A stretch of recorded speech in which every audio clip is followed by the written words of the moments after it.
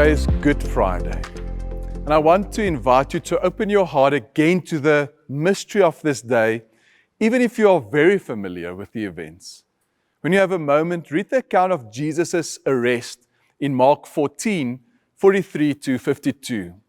And it's a dark moment. Judas comes closer, the crowd arrives with swords and clubs, and within moments, Jesus is seized. And then there's panic. Someone draws a sword. People are afraid, and it seems as though everything is falling apart. But in this very moment, Jesus responds differently. He does not resist. He does not run away. He does not try to save himself. He asks, "Am I leading a rebellion that you have come out with swords and clubs to capture me?"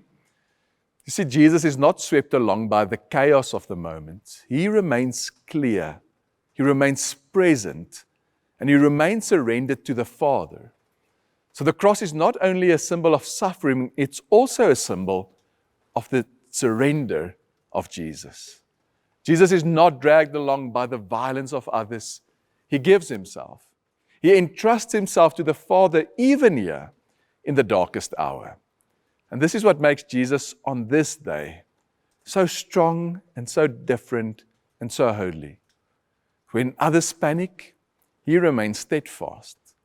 When others cease, strike or betray and flee, then Jesus remains faithful. When everything around him begins to collapse, he remains lovingly surrendered. And so Mark says that everything deserted him and fled. And then he adds this strange and striking detail that a young man wearing nothing but a linen garment was following Jesus. And when they seized him, he fled naked, leaving his garment behind. Now that is strange detail. But in that detail, the contrast becomes even sharper. In our fear and our uncertainty, our instinct is often to run, to protect ourselves, to try to hold on to control. But Jesus shows us another way, to surrender ourselves to the Father in trust. Jesus' surrender was not weakness, but love and trust. His surrender was not despair, but obedience. Not because the road was easy, but because he trusted the Father completely.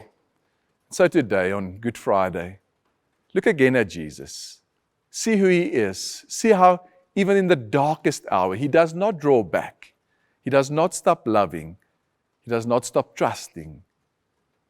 And here's the invitation to us.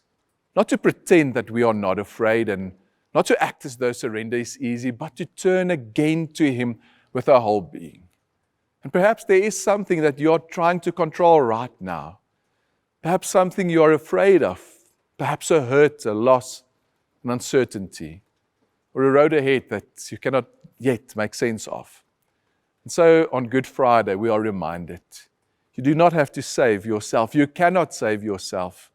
You do not have to hold everything together.